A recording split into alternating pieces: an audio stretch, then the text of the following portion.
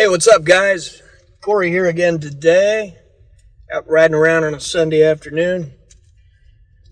And was thinking maybe it was time for another underappreciated guitarist. And I've got a guy who only kind of fits the bill, honestly. But there's some reasons I think it'd be interesting to talk about. So we're going to talk about The Edge from U2.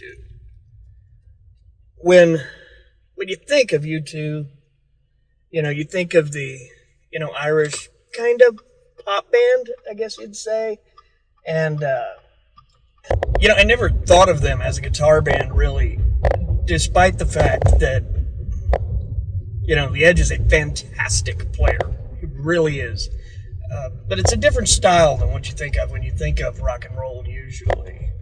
He comes out, when you think of the Edge sound, you're generally talking about things like,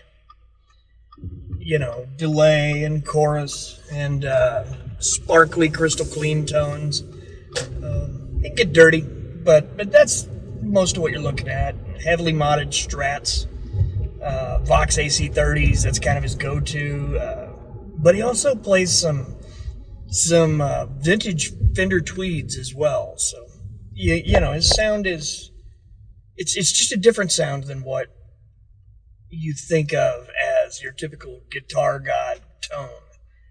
And as a result, I feel like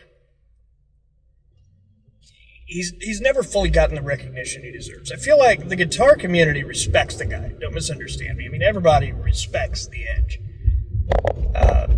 But he never rose to that tip top that some guys do, and I think that's just a matter of the kind of music they played. I mean, you're talking about more top 40 kind of songs, things like that, more so than what you would see from, Led Zeppelin back in the day or whatever. And it's also very political music. Some people have issue with that, don't enjoy it, but the fact is, U2 is probably one of the greatest rock and roll bands of the last 40 years, in my opinion.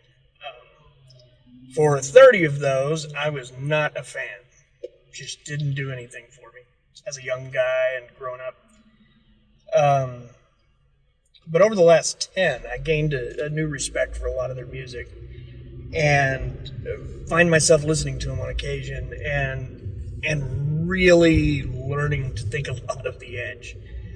There's so many of their songs. I mean, when you think about, even the ballads like With or Without You, the little lick he's playing there, it's so astral, and it sets the entire mood of the song. It's not the band, it's what he is doing that sets that mood. When you go back to a lot of their earlier music, like even the Boy album, and songs like I Will Follow, the riff that leads into this, so many of these songs are fantastic riffs. They're well thought out. They are, he loves messing around with, minors and diminished things that are a little outside the box, which is something I always enjoy hearing. We're not just, mulling through a scale in A. He has some genuine creativity and composition to his solos and his riffs, and that's something that's needed in music today, frankly. Another good one. Sunday Bloody Sunday was another special one. The lick to that never mind. The lick to Sunday Bloody Sunday, that main riff, is so it's haunting.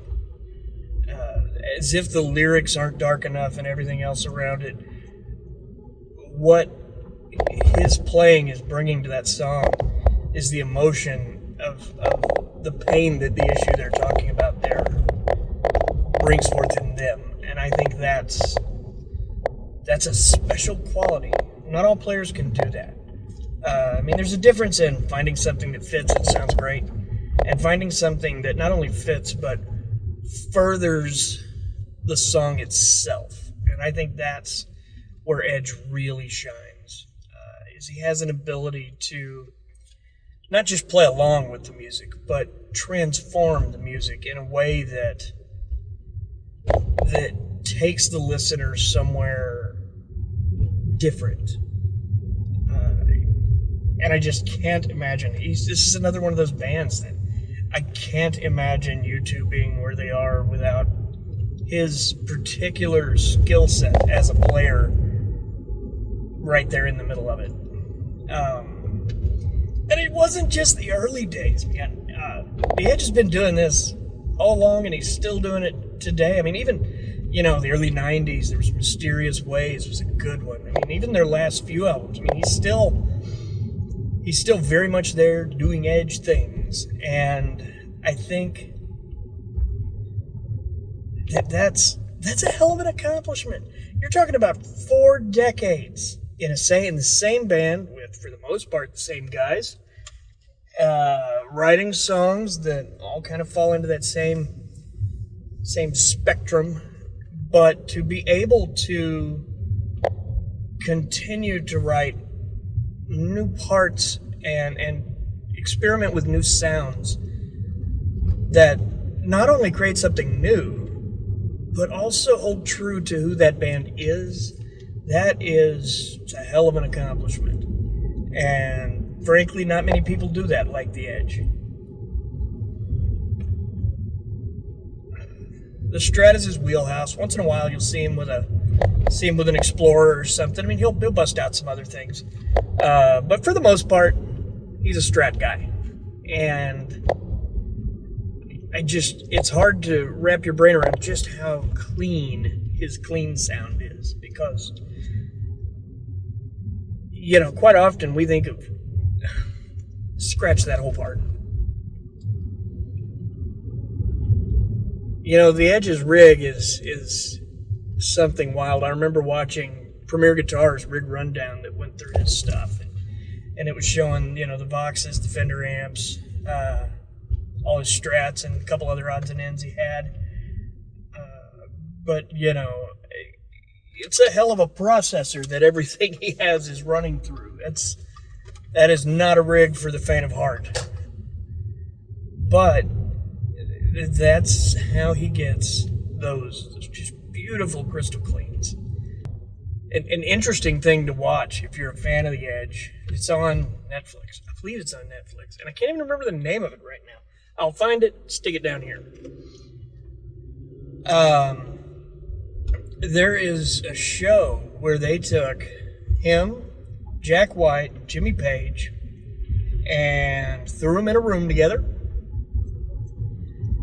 with a guitar and an amp, and they just spent the day playing music together. And man, it is unreal, because those are 3 absolutely parallel different styles. I mean, you can't be more opposite than these 3 guys. And they take them and they put them in a room together, and they're all playing each other's music, and they're having fun. And it's a great film. If you're a guitar player at all, you should watch it anyway. But if you're a fan of the Edge, you should really watch it, because it kind of shows them as people, as musicians, the respect they have for one another's art, the way they are able to just kind of pick up with each other like they've been playing together for decades. And it's something special. It's really a cool thing to watch them all together going through the motions and playing some. It's a really cool thing to watch them all together playing some tunes. I totally recommend it. Well, for today, ladies and germs, that's about it. I'd like to thank everyone for taking the time out to watch and join us for a chat. Please like, share, subscribe, comment, all those things if you can. They really benefit our channel and help pay for gas while I go do these drives. So I look forward to it. We'll have some more videos coming up this week. Things are getting back on track for me now, and hopefully we'll be a little more consistent again. But that's it. Thanks for watching, and we'll catch you back sometime real soon. See ya.